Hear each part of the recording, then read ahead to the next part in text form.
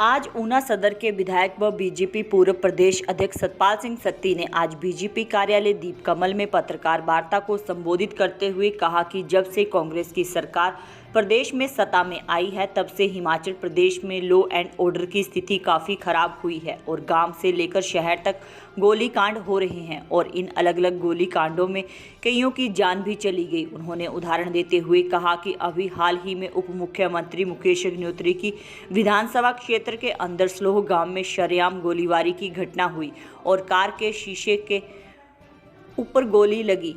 वहीं उन्होंने ऊना के साथ लगते मात्र 4 किलोमीटर के अंदर गांव जनकोर में हो रहे अवैध खनन पर भी सवाल उठाते हुए कहा कि पोकलैंड जेसीबी व ट्रैक्टर ट्रॉलियां पंजाब से आकर यहां माइनिंग कर रही हैं, लेकिन माइनिंग ऑफिसर अपने दफ्तर के अंदर बैठे हुए हैं, लेकिन उन्होंने मौके पर पहुंचने की जहमत नहीं उठाई। सतपाल सत्ती ने कहा कि वह जेसीबी और पोकलैंड कुछ ही समय में कहां गायब हो जाती है, इसका मतलब है कि अधिकारी उनके साथ मिले हुए हैं।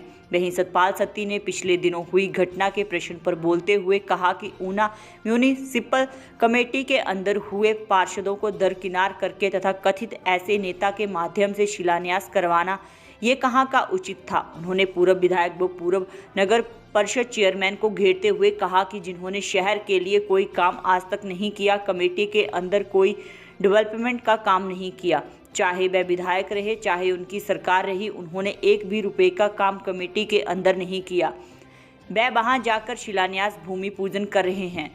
वहीं उन्होंने कहा कि करवाने वाले लोग भी लंबे समय से राजनीति के अंदर राजनीति करते रहे, उनके समय में भी कोई भी शहर के अंदर बड़ा काम नहीं हुआ। उल्टा ऑफिसर और शहर के अधिकारियों के तबादले हो रहे हैं। शहर के अधिकारी कमेटी वालों को उठाया जा रहा है।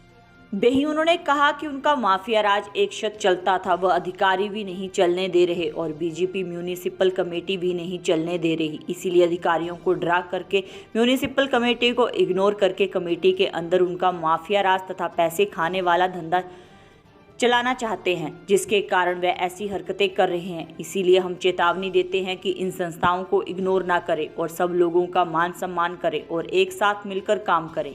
वहीं उन्होंने चेतावनी देते हुए कहा कि अगर आगे से अधिकारियों द्वारा इस प्रकार का कोई शिलान्यास किया गया तो उसमें बीजेपी पार्षदों को नहीं बुलाया गया तो हम इस कार्यक्रम स्थल पर ही विरोध करेंगे और कार्यक्रम को नहीं होने देंगे। उन्होंने कहा कि प्रदेश सरकार दिशाहीन है और ना ही इनके पास नीयत है और ना ही नीति। उन्होंने कहा कि सरकार के कार्य को जनता देख रही है और 2024 लोकसभा चुनाव में जनता इनको आईना दिखाने वाली है। उन्होंने कहा कि आप देखना चाहते हैं कांग्रेस पार्टी को लोकसभा चुनावों में चुनाव लड़ने के लिए प्रत्याशी तक नहीं मिल रहा।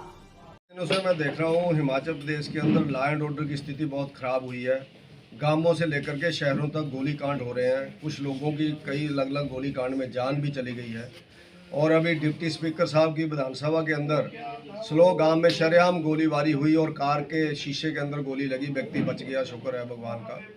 और इस तरह से लॉ एंड ऑर्डर जो है वो बहुत बिगड़ रहा है। और उसके साथ साथ पिछले कल ही कुछ मीडिया के माध्यम से, पंजाब केसरी और अन्य मीडिया के माध्यम से समय समय पर खबरें आती रही।